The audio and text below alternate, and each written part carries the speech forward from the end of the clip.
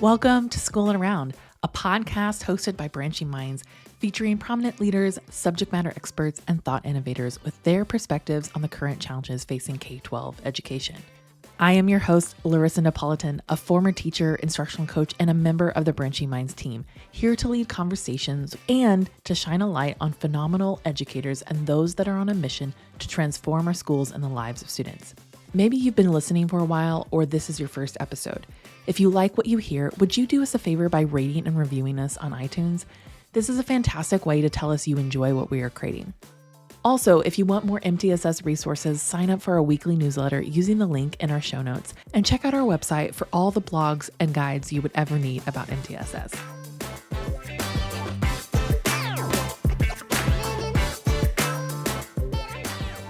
We talk a lot about MTSS at the elementary level with foundational skills, but MTSS is becoming more and more commonplace for secondary schools to implement. So today we are going to chat with a couple of educators from the field, Kristen Reffert and Rhonda French from Medina City Schools in Ohio. They are here to share all about their secondary implementation. Welcome, ladies. Hey there. Thank you so much for having us. Well, we're so glad you're here. So to start out, let's just have you share a little bit about your roles and Medina, and then kind of where you guys are at with the MTSS implementation. Okay. Hi, everybody. I'm Rhonda French. I'm the Assistant Director of Pupil Services at Medina City Schools.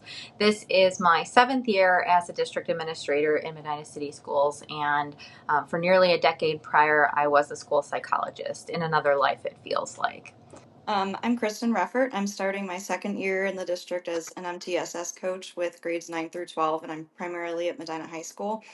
Before that, I taught 13 years of gen ed high school science.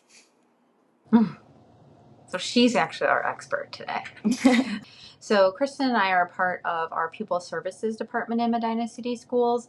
Our Pupil Services Department is me as the Assistant Director. We have a Director of Pupil Services, Mina Pazitka. We have a Coordinator of Special Education, a Behavior Specialist, and we have 3 MTSS coaches, which we were able to add to our team last school year. So Kristen is at the high school, Maria Kolege is at our middle school, and then Abby Banning is at our elementary schools. So our district, we have a preschool building, a standalone preschool building.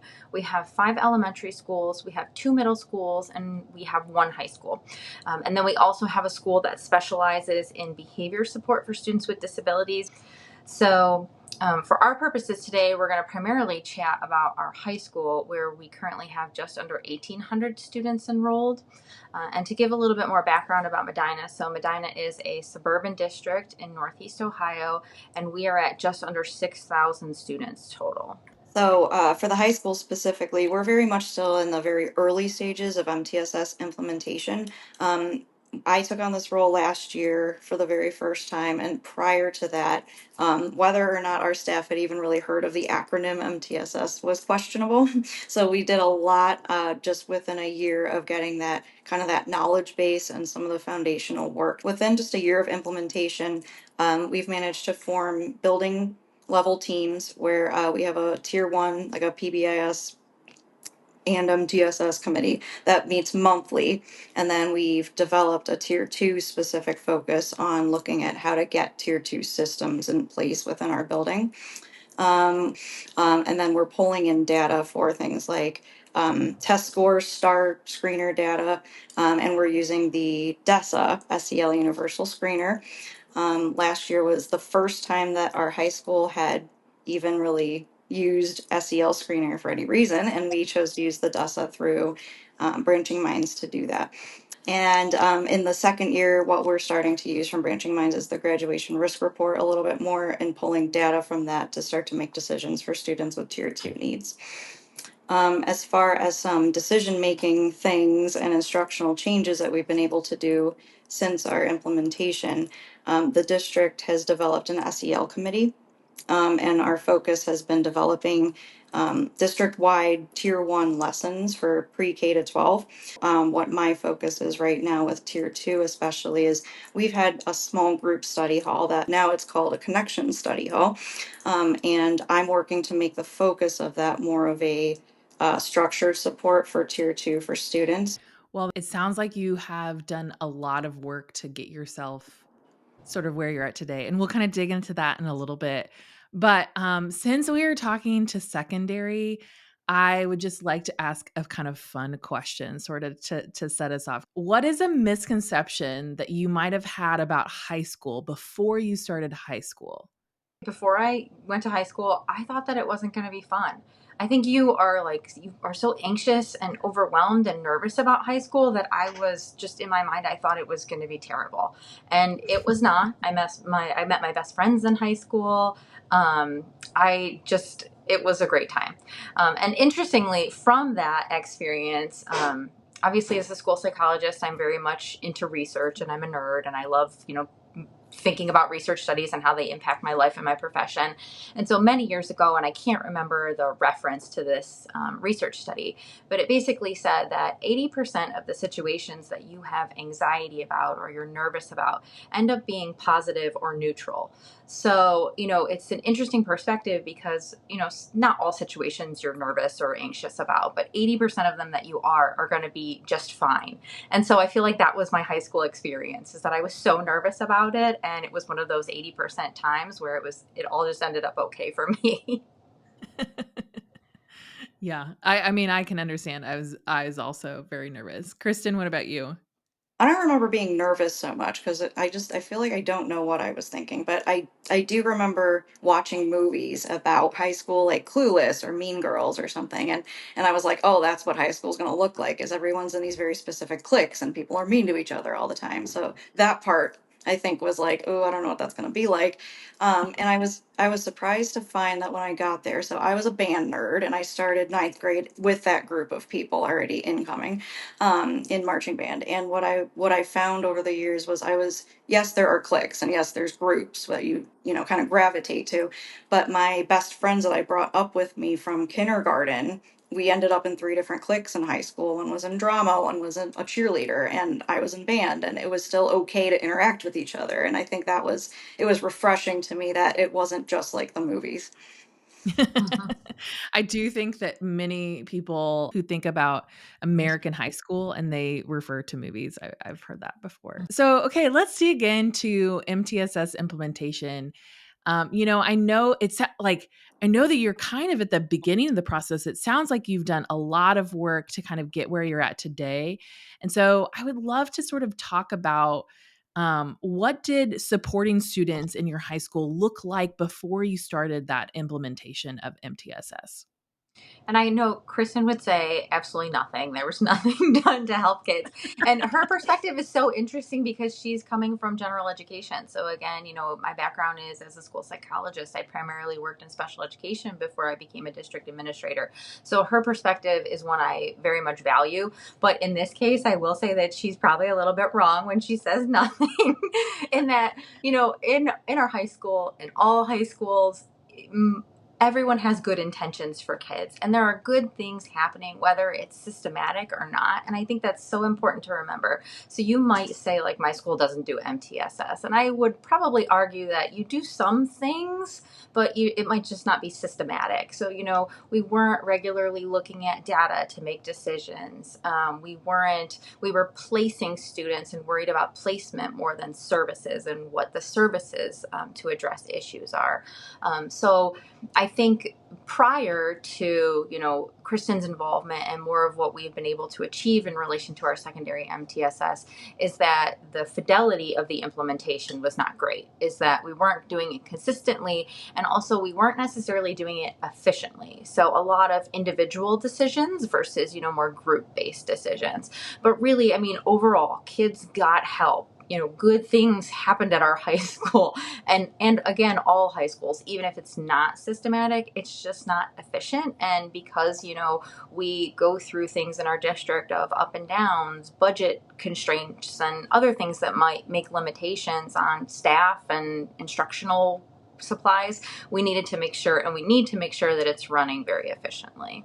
I think that part of I think implementing MTSS at the secondary level is sort of the visibility of the work that's being done is kind of key for secondary teachers, because secondary teachers tend to sort of keep to themselves. Kristen, did you want to add anything to your impressions? We won't let Rhonda speak for you. Yeah, I don't want to sound like, I mean, I'm hard on myself naturally. I'm kind of an overachiever, so when I say nothing's happening, it's because it was very much like I, as a gen ed teacher, didn't realize at all that these systems existed until I, jumped into this role and was like, oh, this is how it's supposed to be done.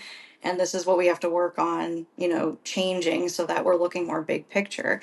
But that's exactly what you were talking about with our work being very siloed. It was pretty much me in my classroom, and my job is to teach the content, and make it engaging, and make sure the kids are, achieving.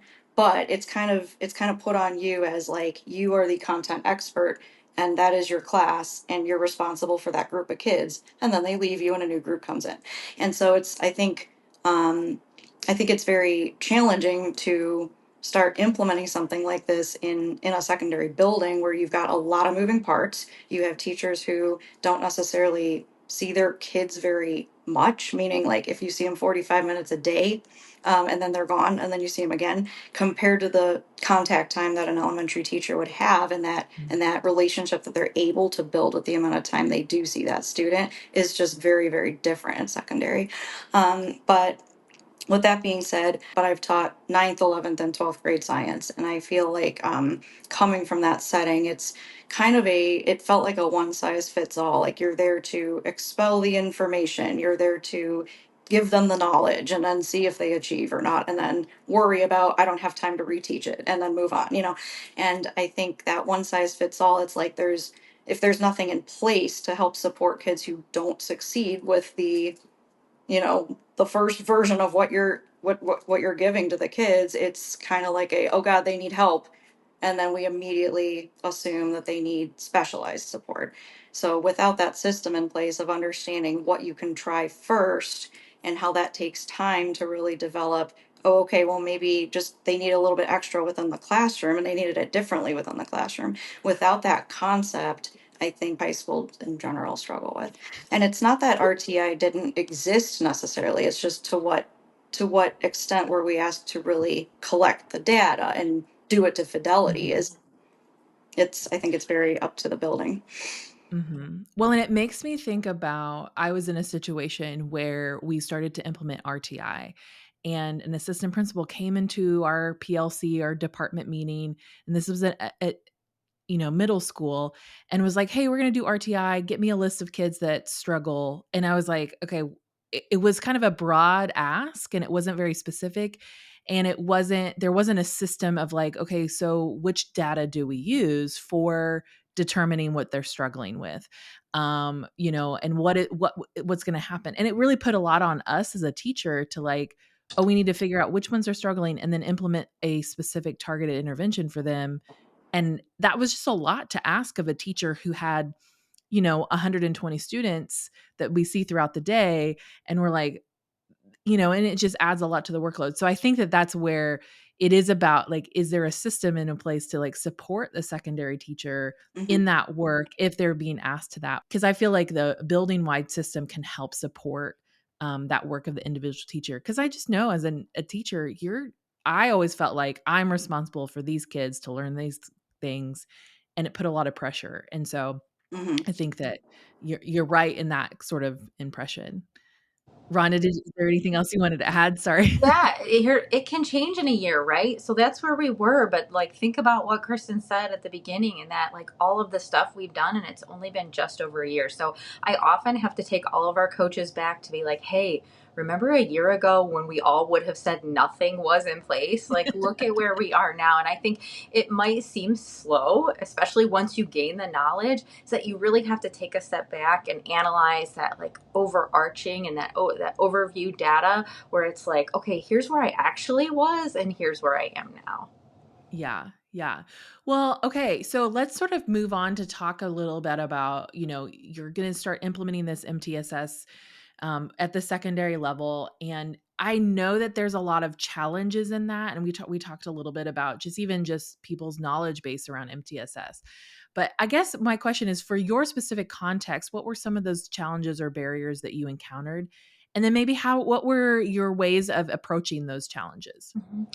Yeah, I do want to mention that one of the reasons that our district actually added coaches and kind of looked to make our system basically overhaul our MTSS system was because we had state findings related to disproportionality. So, outside of this conversation, we have done a lot of work related to things like equity, diversity, inclusion, which is a whole nother podcast. And so, I think it's important to mention that though, because that was the impetus for us to do the work. So it was like, hey, here are, these negative outcomes for certain populations of students, and you really need to clean up everything else that's coming for before identification of special education because these things are happening in your district.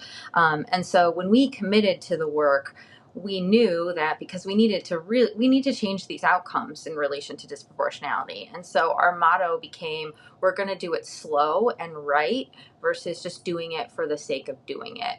And so our barriers were, why we had to do the work, things like mindset, etc. But then it was, okay, we're going to stick to this motto where we're going to make sure that it's going to be done right before we move on to the next thing. So I think the hardest thing has been that it's been a slower than typical process, I would say.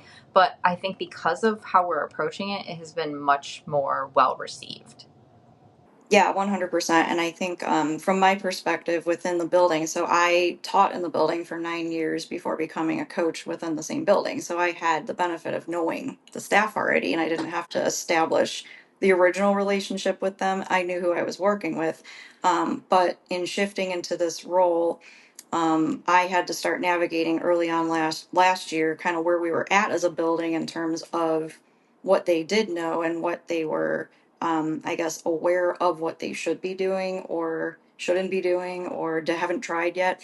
And so a lot of that first part of that year was me figuring out that not only was there the barrier of, like they've been used to doing something for one way so long that it's just, it's asking 130 plus teachers probably in one building to change what they're doing, right? And so that, why are we doing this? Why are we adding more websites, more platforms, more things to do? What is this SEL screener? We've never done this before, and so it was like kind of adding in all those additional pieces and new ways to approach thinking and I don't know, things to click on, things to understand. That part of it, I think, on top of all the stress of, well, we're putting out fires all the time after COVID with student behavior and concerns and attendance and everything else that goes along with what school now is. Um, that's been challenging, but I've tried to approach it from more of a perspective of if we work together and kind of look bigger picture instead of putting out all those fires reactively. If we approach it more proactively as a whole, then it will prevent eventually down the road those things that you have to deal with constantly. And so trying to approach it from that perspective and then continuing to make myself available for our staff for support, like I am here for one-on-one support. You just need to reach out. We set up a time. So some of that has kind of allowed some of the shift to start occurring, but it's definitely, I have to remind myself a lot, and Rhonda helps me with this too, is it will not happen overnight. Mhm. Well, and I imagine that a lot of it is having those continuous conversations with your teams about just like, this is where we're going. This is why this is, and building that knowledge base around MTSS, because I feel like once you kind of understand that concept and you're building the things to help support the work, it's a little bit easier to get the buy-in. It's a little bit easier to like get people on board when they feel supported, because if they don't feel confident in what they're doing, it's harder for them to buy into everything. So that makes a lot of sense. So, I mean, we talked a little bit about this, but let's talk about practical things that maybe you did to help build to bridge the gap between those siloed teams, because we know that in secondary the collaboration just looks different than elementary teams. And so you want to talk a little bit about what you did to help build those teams to work together. Yeah, again, so we were, I mentioned disproportionality before, and because of that, we were required by the state to direct funding to address disproportionality in our district. So we did a couple things. And that is, talking about the practical things that we did. We were forced to do it, but we also had, a limited amount of money that we had to be very purposeful about. So we added 3 coaches to our team, and we purchased an MTSS platform so our coaches would be able to utilize Branching Minds and foster the collaboration. Adding our coaches was very purposeful. Our pupil services team primarily focused on, special education and related services, MTSS to a certain extent, but, it was a fine line between where general education stopped and pupil services began. And we wanted that general education perspective. Adding our coaches, especially Kristen, because she's had the experience in the high school, has been so powerful. And if you, they always say don't house MTSS in pupil services or special education because it's not a special education initiative. And it's not, but your team has to be made up of multiple stakeholders across environments. Otherwise, you are not going to have that organizational buy-in. So we were very particular. So we have Kristen, who was a previous gen ed science teacher, like she said. And then our other 2 coaches have taught middle school, they've taught elementary school, and they were most recently reading specialists. So we are fortunate to have a lot of people on our team with a lot of different knowledge who are then able to make really high quality decisions. And we're able to utilize different people on our team as experts to make those district level decisions that then filter down to things like the high school. And within the high school itself, when we're looking at collaboration for teams, we have worked over the past several years to get the schedule, which is a beast in itself, in a way that the ninth and 10th grade ELA courses and the Algebra 1 and Geometry courses all have common plan periods. So those teachers have time built into their school day where they are able to meet, and it is every single day. They don't meet every single day, but they are able to. And so they do have weekly meetings where they meet with one of our curriculum coaches to kind of work on that, the work with their STAR data, for example, and kind of how to start teaching some of those teachers how to implement more of the structure into their classrooms, which is now where they're at a point in some of those courses that they've been doing that for longer. Now they can start pulling me in to say, okay, now what? After we've differentiated, kind of what's our next steps and what are we doing with this data? The other thing is our building wide tier 1 meeting.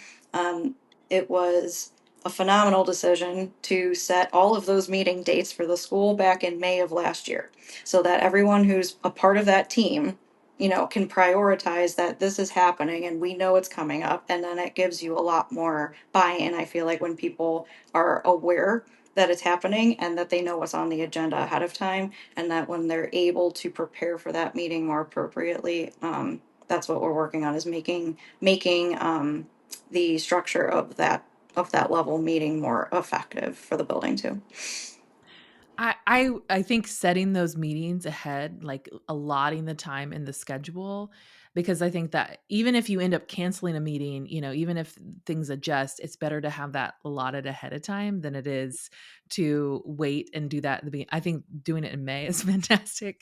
And I even like what you said, the schedule. I know that is a big topic as far as with secondary. The schedule is a beast. Like getting it down to making sure that everyone has the right times that they need, and so that they can meet with the people they need to meet with. I think that is that's a great way to support teachers in the work, is to give them that space and that time. So I would love to hear a little bit about what are some of those results that you're seeing, even just like the small things that you're seeing sort of as things have gotten kind of underway, even in this new school year, that you're like, oh, this is great. Like we can see the results of the work that you did to set it up. Well, I do want to lead with saying, prior to disproportionality and initiating any of this work, is that it was really hard for us to get data. That was the one thing that we had to clean up first, because we couldn't even, when the state told us we were disproportionate, we were like, what? Like, we didn't even know. So if you're not systematically collecting the data and reviewing the data on a regular basis, that's something that you have to start with immediately. So even before we had coaches working through Branching Minds with data, we had to clean up our data systems and figure out where we were going and how to, collectively gather it all so we could make better decisions for the district. So that was definitely, in talking about the results, is that even just from then to now, in a couple years' time, I would suggest that we wouldn't have even been able to pull data outside of, academic screening. To now, we have a comprehensive system where we can show you lots of stuff. That's great. And to speak to that too, I think I'm starting to notice people are, as they're, reporting behavior incidents in Branching Minds. It's like that's the one thing that they were asked to learn how to do. And last year, that was where they clicked, right? So they logged in, they clicked in the corner, and they did their one thing.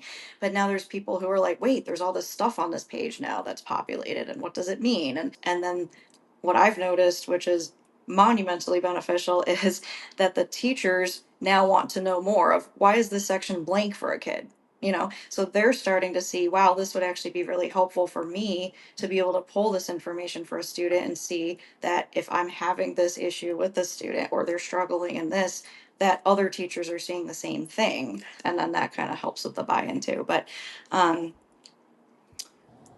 the other piece is looking at some of the behavior logging that we've now been able to do consistently for a year, and now we're previously the high school had we definitely had major referrals because you have to input that information, but that was pretty much if there was an office referral and an administrator was involved, it got recorded into a different system. The minor referrals that were happening in the classroom, however, were they were asked to put it in a Google form, but it was kind of on the side, and it was a if you remembered, and it was not used very much at all, honestly, including myself. I would forget it existed. So the minor referrals were not something that we could even rely on for any data. It's been much more consistent with people logging the information. Attendance has been very consistent with cross-logging that for, the student system, as well as so that the rest of the teachers can see the behavior incident. And then it's a lot easier for us to pull that data and say, okay, now that we know where the behaviors are happening or what the behaviors are, and we've been able to work a lot more to establish more we're working towards, okay, how can we actually change maybe what the student is receiving as far as progressive discipline? What can we do during the detention to make that more of a restorative moment for the kids Yeah. so that we can work on fixing the behavior? Yeah. Well, and I think sort of what you're talking about is just a little bit about the momentum of using a system is really helpful. Even just having that MTSS mindset of like, okay, we need information to help make decisions, to problem solve, to be able, you're like, oh, we can have more access to things that we might need to know about a student to be able to help support them better, and have those restorative, even I think even like thinking like, oh, is there something else in detention that could be just, like a little bit more helpful in supporting the student, not just a punitive kind of Mhm. thing. And I think that's a big deal with behavior, especially minor infractions. I think it's a little bit about, because that stuff adds up. So I think that I would love to know a little bit. You talked a little bit about fidelity of services sort of being one of those struggles. This is, I'm tossing a curveball to you, but I wanted to follow up about how have you seen sort of the fidelity change? Because it's not going to be great, super, fantastic results immediately, but like, how have you seen the change in that in this last few years? Well, especially as it relates to the SEL and the focus that we have related to that. Like, for example, I think ever since I've been education, for 15 plus years, is that curriculum based assessment has always been a thing in relation to academics. So a lot of people have really good knowledge about academic data, and how to analyze that or even just look at it in some capacity. But especially with the SEL process, I mean, I think that part is so, foreign to a lot of individuals. And so I think the SEL process of screening, identifying needs, offering that instruction, and how to go about it and the logistics has probably been the thing that I don't want to say have had to clean up the most, but had to give out the most knowledge related to and offer PD on, just because a lot of people aren't familiar with it and don't necessarily understand it. Historically, districts have really focused on PBIS and the reward system. And those are fun things, and that's great. And, your behavior matrix, but we're really trying to shift that in Medina to become more aligned with how we approach academics and make sure we're screening, still coupling that with, behavior incident and analyzing that data. But we really want to take a proactive approach to all things related to MTSS. And so really starting at the beginning and again, going back to that slow and right, just as doing it all at one time.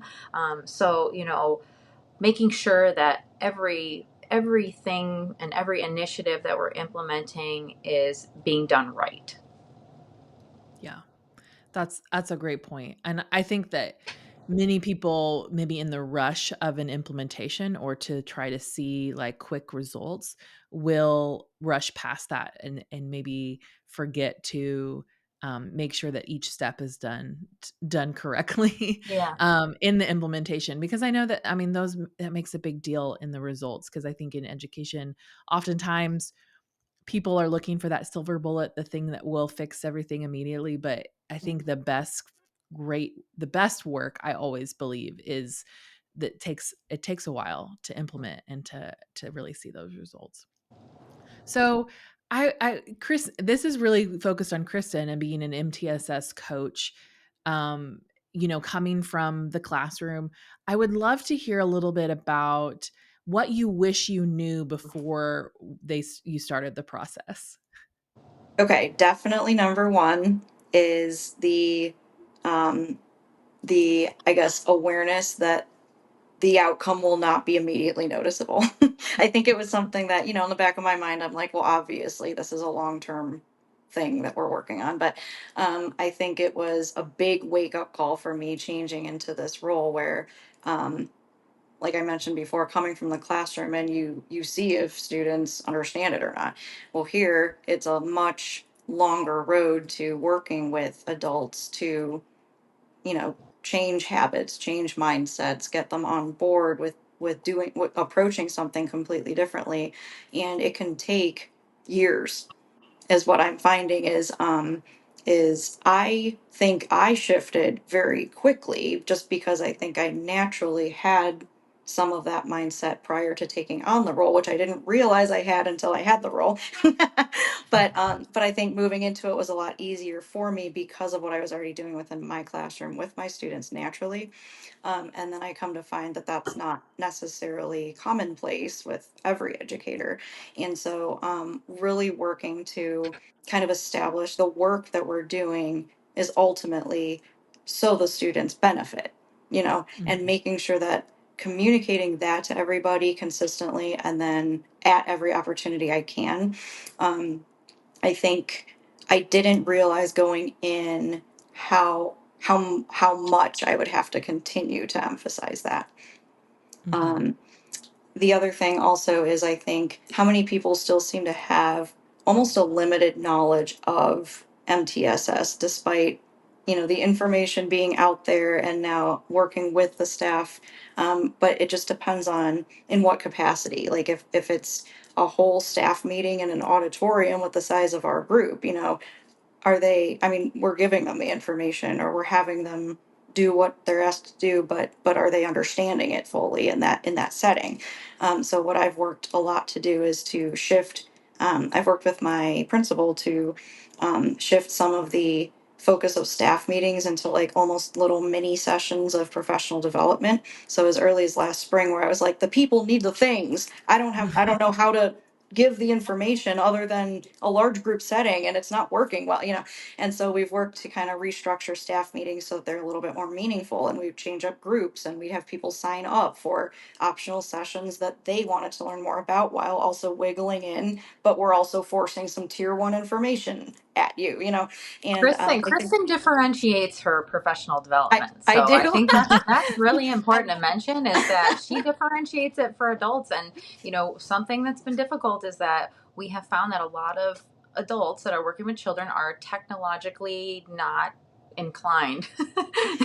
And so because of that, I mean, she has done a really great job of saying, like, I know this group of people needs this for PD. And so, working with administration, she's been really effective about differentiating what she does for adults, just like we do for the kids. Well, and that I think that's so key for professional development. I was an instructional coach myself, so I totally get what you mean by having. I almost like tiered my staff at one point because there's some Mhm. people that needed more one-on-one intensive support, and other people that needed that small group. And I get it. It's so hard because what you're dealing with is people's focus. Like, you're entrenched in this work of MTSS every day. I mean, Rhonda, you probably feel the same way too. It's like you're entrenched in it. So you have this deep understanding of how this should work.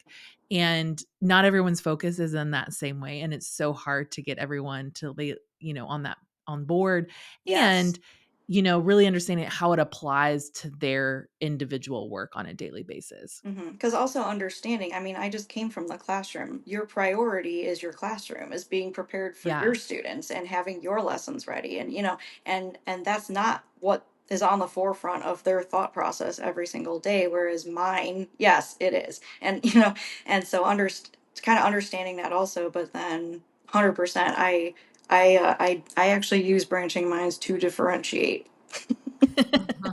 for our staff training based That's on who amazing. has used certain features. And yeah. Rhonda, is there anything that you would add to that about just what you wish you knew before sort of launching MTSS into the high school? Um, I think just confusion over Kristen's role. We do have our Department of Instruction, a separate department from ours, focused on curriculum, also has instructional coaches. So I think it took some time for other staff members to really understand the difference between an instructional coach and an MTSS coach. So we're actually right now just in the midst of, trying to develop a flow chart that says, like, if you're looking to get this, then you need to go here. So I think confusion over the coach's role has been a limitation that we've had to deal with. But still, if a person is asking for help in some capacity, just trying to get them the help that they need. So it hasn't necessarily been like the biggest limitation, but just making sure everybody knows who to go to for what. Yeah. And then, just a focus on the student outcomes and the why of what you're doing. And I think that is obviously why a lot of us went into education, although maybe not with secondary teachers. That is the joke, right? They like to teach the content, they don't like kids. But truthfully, I mean, most people go into education because you like children and you want to improve outcomes. And so just We making certainly hope that. yes. And so that just needs to, sometimes you have to bring everybody back to that. It might be, Mhm. a new person that you have to work with or a new program that you have to implement. But if it's going to help kids, then, there should be some sort of willingness related to that. Yeah. Well, and I think that often, Kristen, you said something about having to sort of repeat yourself a lot, like kind of say the same, maybe saying the same things kind of over and over again. And I do think that, as you're like, hopefully in the next few years, it won't be as often as more and more people sort of get on board. But I do think that going back to the why of just like, this is the reason, continuing to go back to that. I mean, I know it's always like, remember your why is a cliche statement, but it is really true in the sense of like, you get in the day to day and all of the other stuff that comes at you, and you're like, well, why are we doing this again? It's very difficult. There may be challenges on a daily basis, but it's good to remember that. And because sometimes I do think when you are in the classroom, you often forget about sort of the structure of the district or even just initiatives, and you aren't seeing that bird's eye level. You're seeing sort of in in the moment. And I always believed of like helping people see the vision is a big part of leaders' roles, is really to be like, what this is how this all connects, and make that connection for people. So I have a couple more questions. Just the first one is just about, what are you guys looking forward to in the future with Medina and this, you've started a new school year. What are you looking forward to and in the work that you're doing? So, I mean, specifically, I just mentioned we're in it for the kids, but student outcomes. I mean, that should be the number one goal, is that there should be, any negative outcomes you might have for kids, like our disproportionality, that should be trending in the right direction. So, I mean, that's the overarching number one goal. But I think from the district level perspective, we're, especially our administrative team, is really trying to work for consistency between buildings.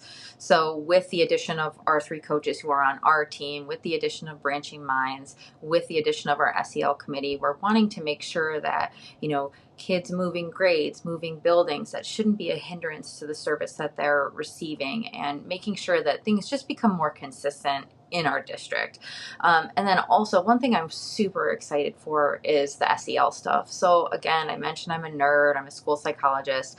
And so social emotional learning is, I think, such a priority for me personally, that, to have our district from preschool through 12th grade be doing a social emotional screener and taking on the ownership as a school district of addressing these issues in the classroom, I think is, a huge step for us. We were at actually a training yesterday. Kristen in our department was at a training, and it basically said that when teachers are coming out of college, that they don't necessarily have a ton of instruction in classroom management. And when you look at studies that measure student engagement and how much students are participating in curriculum, it often focuses on teaching strategies and, things like, what you're doing with the curriculum. But classroom management, it has the largest effect size when it comes to student engagement. And so SEL is such, like I said, a personal commitment for me, but it should be a huge priority, especially, Kristen mentioned COVID, and the behavioral difficulties that we've experienced because of that. So when we talk about, high student engagement, you also have to have, a high level of classroom management, which comes through things like SEL screening, making sure kids have access to tier 2 SEL supports, functional behavior assessments, behavior intervention plans. And so our district, because I feel like we really have, we have a pretty good understanding of the academic component of MTSS, we're trying to shift and say, it is about PBIS, but also that SEL component, and making sure kids are available for learning before we're able to do, any sort of deeper learning with them. Yes. I think that we underestimate. I love that you brought up classroom management as a part of sort of that SEL component. And so that's a really, I love that insight, because I think we don't talk about that enough, or we talk about classroom management as just like learning to be a teacher, but it's also about how you interact with people. And that's so much that social emotional piece as well. And so yeah, you can't have great teaching strategies and not have great classroom management. Yeah. Those will most likely fail. So Yeah. Kristen, what about you? What are you looking forward to? So I guess along with that piece, I'm excited to work with the staff in our building to also kind of overcome the misconception that, again, I had it. I mean, I was the same exact way until this role, that when you hear SEL, it automatically means we have to stand and hold hands and sing Kumbaya. And, there's some people who are just very resistant to, like, I don't want to do the touchy feely stuff. What, that's for elementary school. When really it's like training them and giving them the professional development that they need to understand that it's not that. It could be that, I guess, but it's really not that level of intensity. It is, we want the kids to show up and want to be here. So when they're here, what are we doing to establish that sense of belonging? How are we making sure that the kids, needs are met first before we're giving them all the geometry they need? And so I think, like, working with staff to get everyone to a place where that is the building wide, I don't want to call it an expectation, I want to call it a building wide, where the culture shifts enough to Mhm. get the building to a place where that is the understanding of, hey, you know what, I'm glad you're here today, and then move Yeah. on. Just that natural sense of having a student understand that we want them here, I think, is what I'm excited to work on, so that the students are then able to get the proper systematic support that they do need. Yeah. Oh man, I just That's a great point. I do think helping people understand that what SEL like curriculum or even just initiatives really are about, just making sure that the culture and the environment is welcoming and it's a place that they can belong, and that they're wanted. I know that I was always a big deal to me in the classroom of just making sure of like, hey, I'm glad you're here. Is there anything else you guys would add to someone who maybe is going, we need to do MTSS at the high school? Where do we even start with this? What would you say, like one or two things you would say to them? I would say just start. I mean, I think because there are so many excuses that you can come up with for not doing the work. And I don't care how you start. How we started was just looking at academic data and saying, we're going to finally, and creation of a team and just looking at the data that you did have, I think would be the best place to start to create the ownership. At least some people will begin to get the message and there will begin to be decision making. I would not suggest sitting down as a team without data, because we did that in the past and that was very unsuccessful.